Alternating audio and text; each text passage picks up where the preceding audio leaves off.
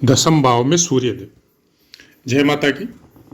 मित्रों, भावानुसार दसम भाव में अगर सूर्यदेव हो तो जीवनाथ जी कहते हैं कि ऐसा इंसान राजा की कृपा तथा अतुल कीर्ति का लाभ होता है।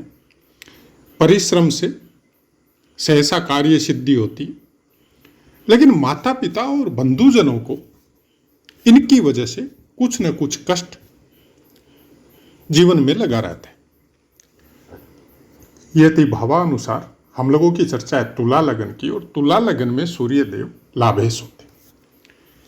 लाभेश अगर आपके दसमस्थ हो, दसम भाव में विराजित हो, तो फिर उसके फल भी मतलब ऐसा नहीं है कि लाभेश अगर दसम में हो, अपने स्थान से द्वादश हो, तो उसके बारे में कुछ गलत लिखा है, नहीं। वृहत होरा पाराशर कहती है कि जिसका भी लाभेश दसमस्थ हो, दसम भाव में हो, तो जातक राजा से वंदनीय, मतलब राजा से प्रशंसा पाने वाला, गुणवान, अपने धर्म में रत, उत्तम बुद्धि युक्त, सत्य वक्ता और इंद्रिय सुख में विजयी होता है। तो ये सब फल जो भी वीडियो का नियम है, जो पुस्तकों में से प्राप्त होता है, आपको उसी अनुसार बताया गया है। अब चर्चा आगे की करते हैं विभिन्न वर्ग कुंडलियों का, अभ्यास का, कि तरह तरह की कुंडलियों को देखने का जब एक ज्योतिषी को जब समय मिलता है या वो देखता है, हालांकि हमारा यात्रा कोई विशेष इतना नहीं रहा क्योंकि प्रोफेशनल हम है नहीं, लेकिन बहुत कुछ समझ में आ जाता है जब आप अपने इष्ट मित्रों और परिवारजनों की दिनचर्या को भी देखते हैं और उनके कुंडली के फलों को भी देखते हैं, खुद अपनी भी कुंडली के फलों को देखते हैं, तो आपको समझ में आ जाता है कि सूर्य देव एक्चुअली में देते क्या है और फल क्या है। हम लोग की विडंबना ज्योतिष शास्त्र में या बताने वालों में या समझने वालों में कुछ अलग तरह की है। नाम चाहिए, फेम चाहिए, सूर्य की तरह चारों तरफ नाम चाहिए। क्या करेंगे? धन कमाएंगे, हम लोगों के जानने वाले होंगे, राजा मंत्री या कुछ गांव का मुखिया या कुछ बनेंगे। सूर्यदेव ने तो ऐसा कभी किसी को नहीं दिया। जब हम लोग ज्योतिष शास्त्र को पढ़ते हैं, चाहे वृहत होरा पाराशर हो, चाहे और भी वराहमिहिर जी की हो, बैद्यनाथ जी की हो, तब उसके शुरू में ही पाठ आते हैं नवग्रह से संबंधित भगवान विष्णु के अवतार हुए और सूर्य से संबंधित भगवान राम के अवतार हुए। जब वाल्मीकि रामायण या तुलसीदास कृत रामायण उसका जब पठन करते हैं आप, तब आपको पता चलता है कि सूर्य के संपूर्ण अंश लेके भगवान राम का अवतार हुआ है और उन्होंने जीवन में क्या प्राप्त किया और क्या नहीं किया। क्या उनको कोई सुख प्राप्त हुआ? क्या पत्नी और बच्चों के साथ रहने का सौभाग्य प्राप्त हुआ? क्या धन संपदा युक्त जीवन उन्होंने जिया या धन संपदा में उनका कोई मोह रहा? यही है सूर्य। एक्चुअल सूर्य देव के फलों को अगर आपको देखना है तो समभाव, सबके प्रति समान दृष्टि, समान भाव जिसका बन जाता है, इसका मतलब उसका सूर्य बहुत अच्छा है। किसी की विपत्ति में अपने पास कुछ नहीं होते हुए भी जो आदमी खड़ा हो जाता है जाके, इसका मतलब कुछ हद तक उसके अंदर सूर्य बहुत बलवान है। किसी को निरपराध आदमी को जब तकलीफ में देखता है, चाहे वो फाइनेंशियल तकलीफ हो, चाहे उसके साथ कुछ गलत हो रहा हो, और वहां पे जाके उसकी तरफ खड़ा होके जब वो सबके सामने अपना आशीर्वाद देता है या उसकी तरफ से अपनी आवाज बुलंद करता है, इसका मतलब उसका सूर्य अच्छा है। सूर्यदेव धन संपत्ति के कारक नहीं है, यह आप मान के रख लीजिए। लेकिन जिसका भी सूर्य अच्छा नहीं है, हमारे अनुसार उसका जीवन कुछ हद तक सेंसलेस है। वेद शास्त्र पुराण या ज्योतिष को जब भी आप अध्ययन करते हैं और वर्तमान समय सोशल मीडिया, इसमें पूरी तरह भरमार है राहु केतु और शनि, उसके बाद में आता है मंगल। आप जब भी सोशल मीडिया को उठा के देखते हैं, अच्छे अच्छे ज्योतिषियों की, बहुत बड़े अच्छे विद्वानों की, जिनको हम भी फॉलो करता था, हम भी देखता था उनको। हाँ, उम्र में हमसे कम थे, लेकिन उनका पीढ़ी दर पीढ़ी वो काम था, इसलिए उनको ज्ञान ज्यादा था उस सेक्टर में। अब सोशल मीडिया का प्रभाव कुछ इस तरह से हुआ कि आज वो भी कुछ इस तरह की रेमेडी बता रहे हैं, सर के ऊपर से ये उंगार के वहां रख दीजिए, इस तरह का काम कर लीजिए, जल में ये डाल दीजिए।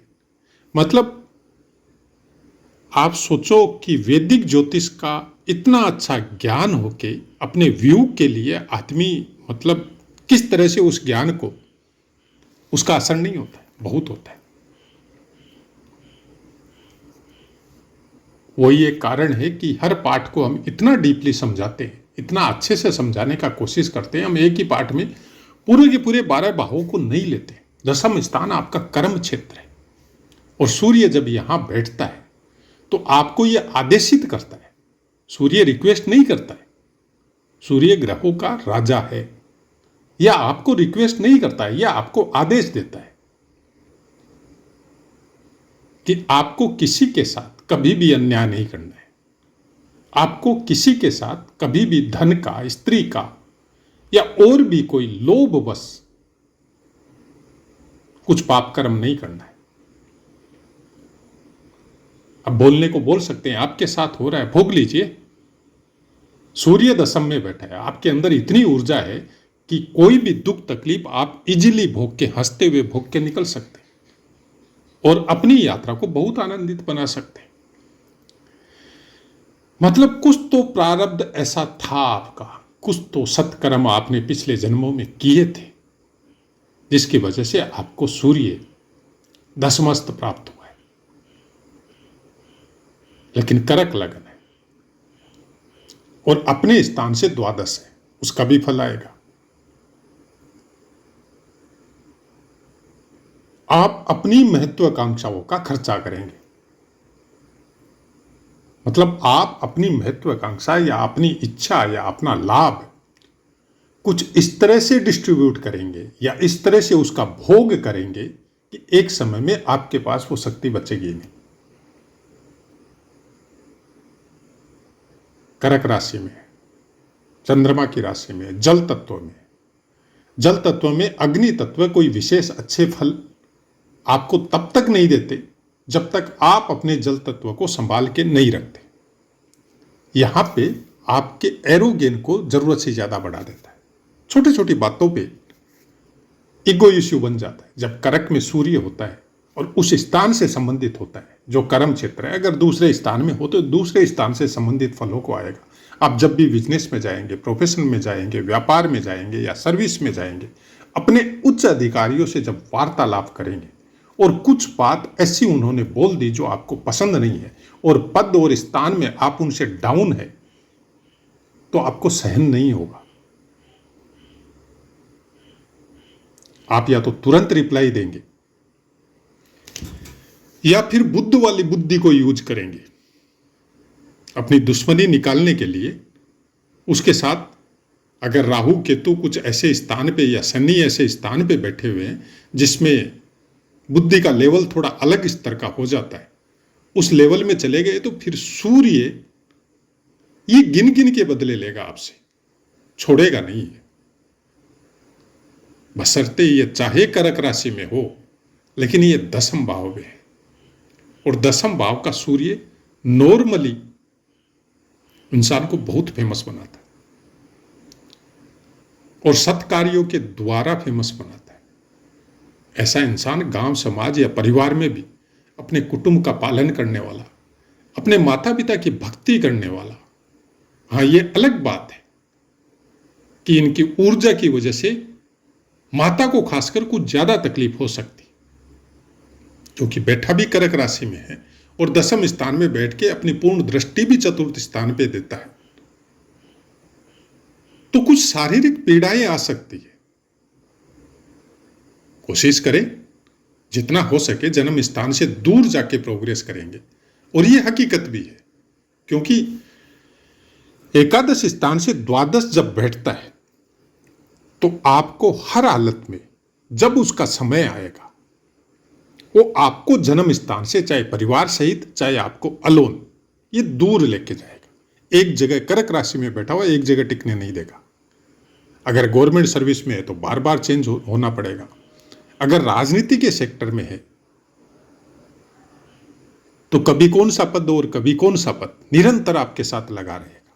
क्योंकि जो भी अपर लेवल के जो नेता लोग हैं या अधिकारी है वो आपका यूज करना जानते हैं। उनको पता है कि आपके अंदर कुछ इस तरह के गट्स हैं, कुछ इस तरह की एबिलिटी है कि इस सेक्टर में अगर आपको दिया जाए या इस जगह में अगर आपकी पोस्टिंग की जाए तो यहां पर आप बहुत अच्छा कार्य करेंगे, बशर्ते वो आपको पसंद आए या नहीं आए। पसंद आता है बहुत कुछ अच्छा है, और नहीं पसंद आता है तो भी वहां जाके पसंद आना पड़ेगा आपको, क्योंकि आप कार्य में कुछ इस तरह से लगेंगे। कर्म स्थान में है, कर्म स्थान में सूर्य देव निरंतर लगा रहता है। ऐसा इंसान अपने पर्सनल कार्य से ज्यादा ये समाज हित के कार्य में लगा रहता है। लोगों का कोई बुलाने आ गया, हमारा ये काम है, थोड़ा सा आप कर दीजिए, आप चले जाएंगे उसके साथ, अपने कार्य को छोड़ देंगे। सॉरी।